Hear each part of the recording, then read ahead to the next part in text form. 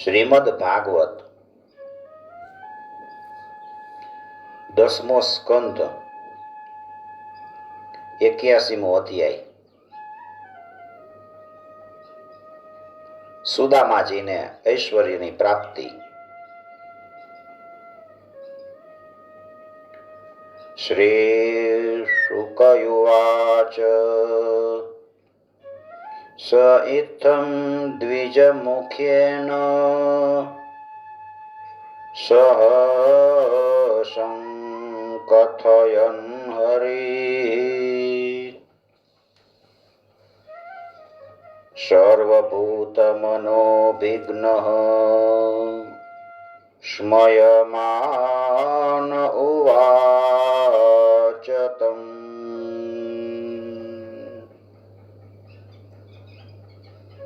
ભગવાન શ્રી કૃષ્ણ છે બધાયના મનની વાત જાણે છે. બ્રાહ્મણોના પરમ ભક્ત છે. એમના દુઃખ દૂર કરનારા અને સંતોના એકમાત્ર આશ્રય છે.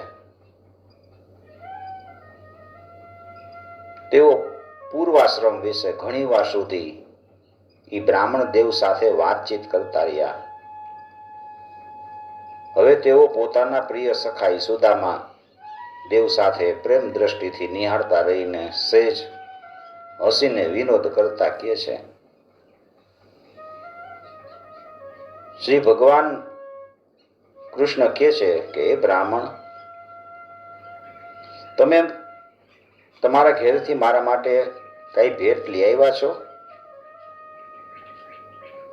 મારા પ્રિય ભક્ત જ્યારે મને પ્રેમપૂર્વક થોડી વસ્તુ અર્પણ કરે છે તો મારા માટે અનંત ગણી થઈ જાય છે. પણ મારા અભક્તો જો ઘણી બધી મને સામગ્રી અર્પણ કરે તો એનાથી હું સંતુષ્ટ થતો નથી. ભગવાનને તમે થોડુંક આપો ને તોય ભગવાન ઘણું માને છે કે મારા ભક્તએ મને ઘણું આપ્યું છે, એના બદલામાં મેં કાંઈ આપ્યું નથી. જે મનુષ્ય પ્રેમ ભક્તિથી ફળ, ફૂલ, પત્ર, જલ એમાંથી કોઈ પણ વસ્તુ મને અર્પણ કરે છે, સમર્પિત કરે છે, તો હું ઈ શુદ્ધ ચિત્ત ભક્તના તે પ્રેમપૂર્વક અર્પણ કરેલા ઉપહારને માત્ર સ્વીકારતો જ નથી, બલકે તરત જ પ્રેમથી આરોગી લઉં છું. પત્રમ પુષ્પમ ફલમ તોયમ યો મે ભક્ત્યા પ્રયચ્છતિ તદહમ ભક્ત્યુપરતમશ્નામિ પ્રયતાત્મનઃ. હું આરોગી લઉં છું. બ્રાહ્મણ દેવું લજ્જાવશ એ લક્ષ્મીપતિને 4 મુઠ્ઠી પૌવા ન આપ્યા. એને લજ્જા થાય છે કે આ તો રાજા ધીરાજ છે, એને આવા સામાન્ય પૌવા કેવી રીતે અપાય. સંકોચ થાય છે, મુખ નીચે પડી ગયું. ભગવાન છે ને એ તો સમસ્ત પ્રાણીઓના હૃદયનો એક એક સંકલ્પ અને એનો ભાવ જાણે છે કે આના અંદર શું ભાવ છે. એમણે બ્રાહ્મણના આવવાનું કારણ અને એના હૃદયની વાત જાણી લીધી છે. હવે વિચાર કરવા લાગ્યા, આ મારો પ્રિય મિત્ર છે, અને બીજું આણે પહેલા ક્યારેય ધનની કામનાથી મારી ભક્તિ કરી નથી. આ વખતે એની પતિવ્રતા પત્નીને રાજી કરવા માટે જે આગ્રહથી આવ્યો છે, એની પત્નીએ ખૂબ આગ્રહ કર્યો છે એટલે આવ્યો છે. મારે આને બધું આપી દેવું છે. એવી સંપત્તિ આપીશ કે જે દેવતાઓ માટે પણ અત્યંત દુર્લભ છે. સર્વભૂતાત્મદૃક સાક્ષાત તસ્યાગમન કારણમ વિજ્ઞાયા ચિંતયન્નાયમ શ્રીકામો મા ભજત પુરા. પત્ન્યા પતિવ્રતાયાસ્તુ સખા પ્રિય ચિકીર્ષયા પ્રાપ્તો મામસ્ય દાસ્યામિ સંપદો મર્ત્ય દુર્લભા.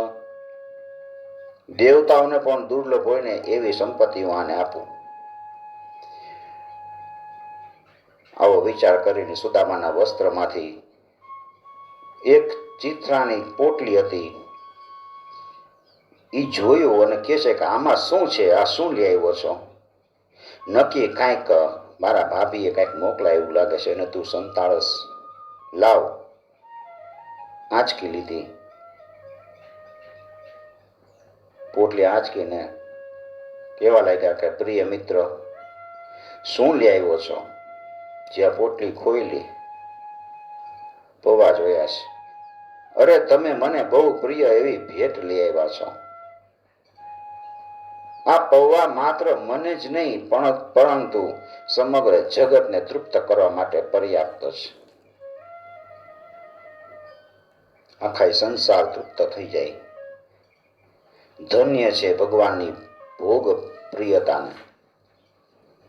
આવું કહીને તેઓ એક મુઠ્ઠી પૌવા લઈને ખાઈ ગયા. બીજી મુઠ્ઠી જ્યાં ભરી ત્યાં રૂકમણી રૂપમાં સ્વયં ભગવતી લક્ષ્મીજી ભગવાન શ્રી કૃષ્ણનો હાથ પકડી લે છે. કારણ કે એ તો એકમાત્ર ભગવાનને જ પરાયણ છે અને એને છોડીને ક્યાંય જતા નથી. રૂકમણીજી કહે છે કે વિશ્વાત્મન, બસ બસ, મનુષ્યને આ લોકમાં તથા મૃત્યુ પછી પરલોકમાં પણ સમસ્ત સંપત્તિઓની સમૃદ્ધિ પ્રાપ્ત કરવા માટે એક મુઠ્ઠી પૌવા જ પર્યાપ્ત છે. અર્થાત આપને પ્રસન્ન થવા માટે આટલું બસ છે. અમને તો તમારી પાસે રહેવા દો. બ્રાહ્મણ દેવ એ રાત્રિ ભગવાન શ્રી કૃષ્ણના મહેલમાં જ રોકાય છે. ખૂબ આરામથી ખાધું પીધું અને એવો અનુભવ કરે છે કે હું વૈકુંઠમાં પહોંચી ગયો છું. શ્રી કૃષ્ણ પાસેથી બ્રાહ્મણ દેવને પ્રત્યક્ષ રૂપે કાંઈ ન મળ્યું અને એની પાસેથી કાંઈ માંગ્યું નહીં. એમણે પોતાની પત્નીની ઈચ્છાને લીધે કંઈક સંકોચ અનુભવ્યો છે, પણ ભગવાન શ્રી કૃષ્ણના દર્શનને કારણે થયેલા આનંદમાં ડૂબતા ડૂબતા રાત્રિ પસાર કરી. સવારે ત્યાંથી નીકળે છે.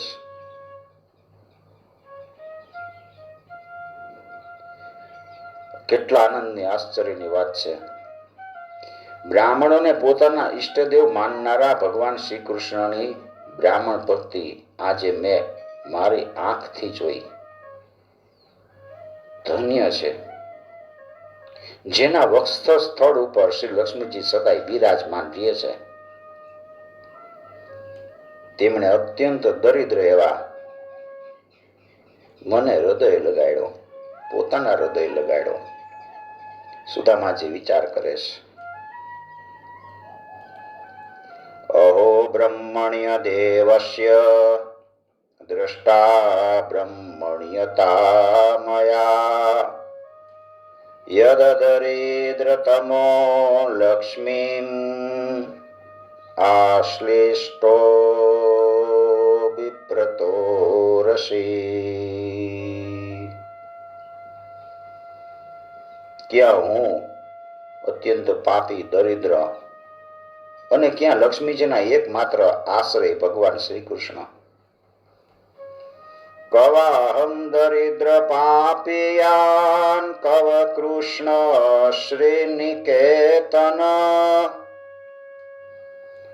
બ્રહ્મ બંધુરીતિ સ્માહમ બાહુભ્યામ પરિરંભિત.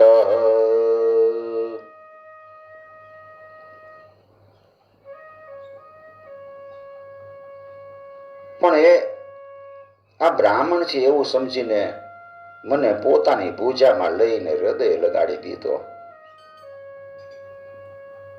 સુદામાજી રસ્તામાં વિચાર કરે છે. એટલું જ નહીં, એણે મને એના પલંગ ઉપર સુવડાવ્યો, જેના પર એના પ્રાણ પ્રિયા રૂક્ષ્મણીજી શયન કરે છે. ત્યાં મને સુવાડ્યો છે. જાણે હું એનો સગો ભાઈ કેમ ન હોઉં. કેટલું કહું. હું થાકેલો હતો, તેથી સ્વયં તેના પટરાણી રૂક્ષ્મણીજીએ પોતાના હાથે ચામર ઢોળીને મારી સેવા કરી.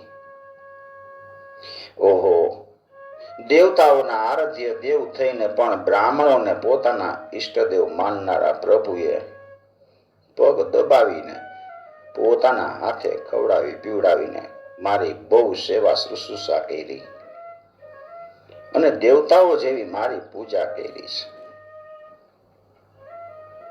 પૂજિતો દેવ દેવેન વિપ્રદેવેન દેવવત.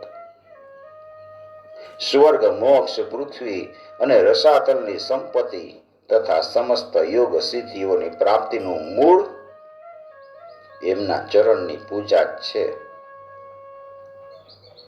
છતાંય પરમ દયાળુ એવા શ્રી કૃષ્ણએ એવું વિચારીને મને થોડુંક ધને ન આપ્યું કે ક્યાંક આ દરિદ્રી ધન પ્રાપ્ત કરીને બિલકુલ છકી ન જાય. ભગવાન એમ વિચારતા હશે કે આ ધન પ્રાપ્ત કરશે ને તો મને ભૂલી જશે. ધન આવે એટલે પ્રભુ ભૂલાઈ જાય છે. અધોનોયમ ધનમ પ્રાપ્ય માધ્યનો ચૈર્ન મામ સ્મરેત ઇતિ કારુણિકો નૂનમ ધનમ મે ભૂરિના દદાત. અધનોયમ ધનમ પ્રાપ્ય. ધન પ્રાપ્ત થાય પ્રભુ ભૂલાઈ જાય. સારું થયું ભગવાને મને ધન ન આપ્યું. આવી રીતે મનમાં વિચાર કરતા કરતા બ્રાહ્મણ દેવ પોતાના ઘેર પાસે પહોંચ્યા છે.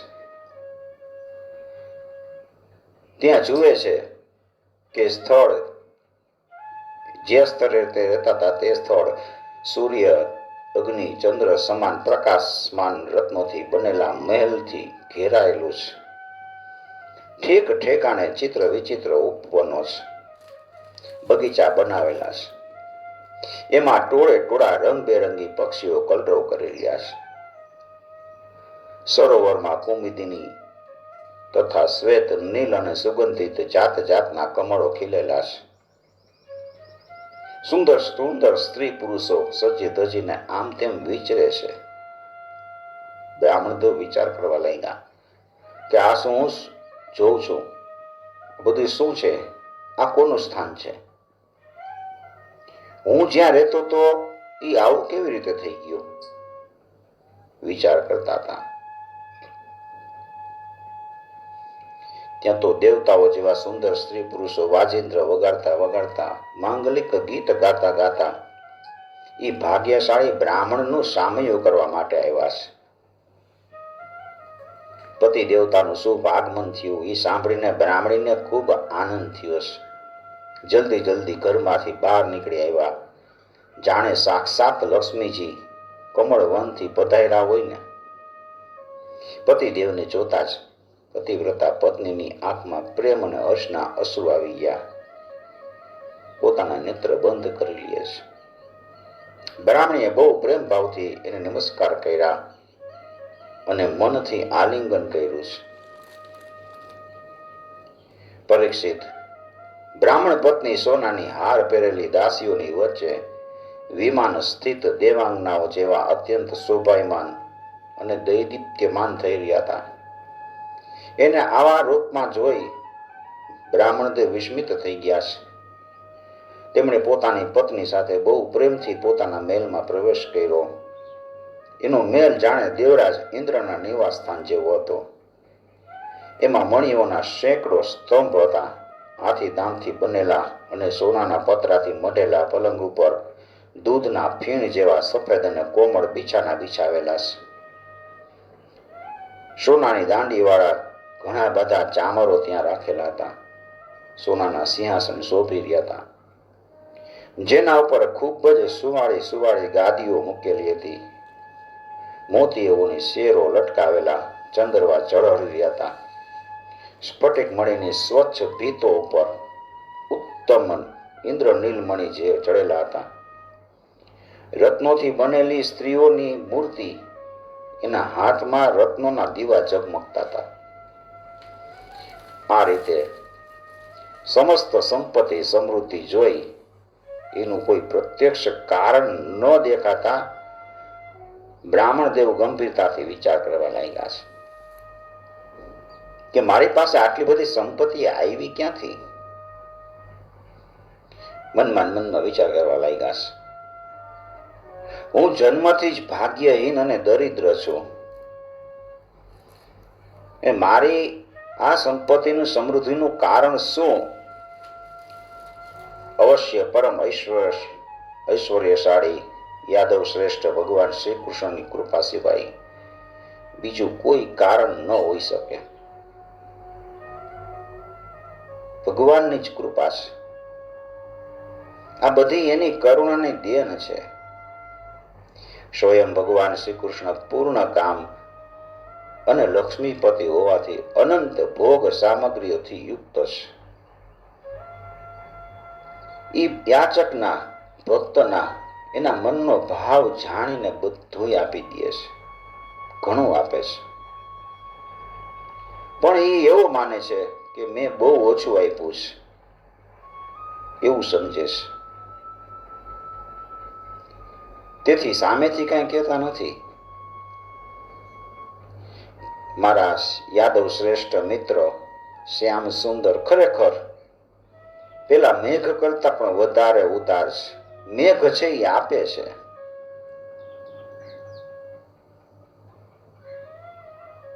ભગવાન મેઘ કરતા પણ વધારે ઉદાર છે.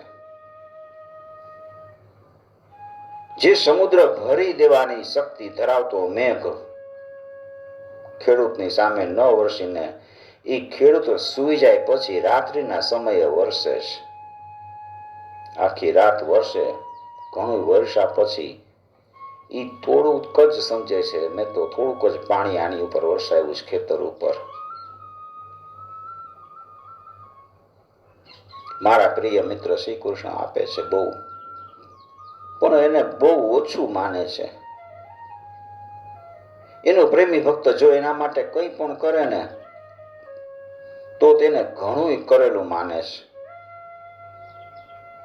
જો તો ખરા, મેં એક મુઠ્ઠી પૌવા જ ભેટ આપ્યા હતા, પણ ઉદાર શિરોમણી શ્રી કૃષ્ણ એને કેટલા પ્રેમથી આરોગ્યા. મને જન્મ જન્મ એમનો પ્રેમ, તેમની હિતૈષિતા, તેમની મિત્રતા અને તેમની સેવા પ્રાપ્ત થાય. મારે સંપત્તિની કાંઈ જરૂર નથી. સદા સર્વદા એ ગુણોના એકમાત્ર નિવાસ સ્થાન મહાનુભાવ શ્રી કૃષ્ણ ભગવાનના ચરણોમાં મારો અનુરાગ વધતો જ જાય અને તેમના પ્રેમી ભક્તોનો સંગ મને પ્રાપ્ત થાય. ભક્તોનો સંગ, સત્સંગ પ્રાપ્ત થાય. ભજનમાં ભગવાન શ્રી કૃષ્ણ સંપત્તિના દોષને જાણે છે. સંપત્તિના દોષ કેટલા છે ભગવાન જાણે છે કે મોટા મોટા ધનવાનોનું ધન છે ને, એ ધનથી એને મદ આવે છે. ધન અને ઐશ્વર્યના મદથી પતન થાય છે. એટલે તેઓ પોતાના નિકટતમ ભક્ત હોય ને એના માંગવા છતાંય પણ જાત જાતની સંપત્તિ, રાજ્ય, ઐશ્વર્ય વગેરે આપતા નથી. ભગવાનનો નજીકનો ભક્ત હોય ભગવાન પાસે માગે, હે ભગવાન મને સંપત્તિ આપો, પૈસા આપો, પણ ભગવાન એને આપતા નથી. કાંક આ મને ભૂલી જશે. એ નો આપવા એ એની બહુ મોટી કૃપા છે. પરીક્ષિત પોતાની બુદ્ધિથી આવી રીતે નિશ્ચય કરીને એ બ્રહ્મદેવ ત્યાગપૂર્વક અનાસક્ત ભાવથી પોતાની પત્ની સાથે ભગવત પ્રસાદ રૂપ વિષયોને ગ્રહણ કરવા લાગ્યા અને દિન પ્રતિદિન એની ભક્તિ વધવા લાગી છે.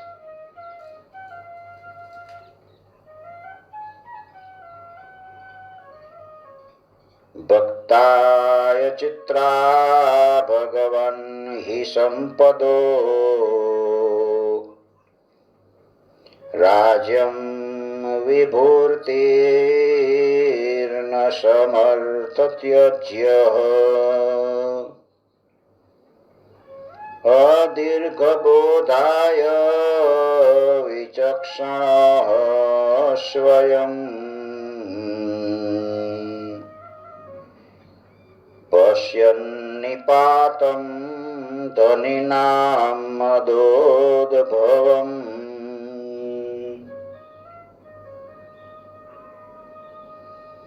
પરીક્ષિત,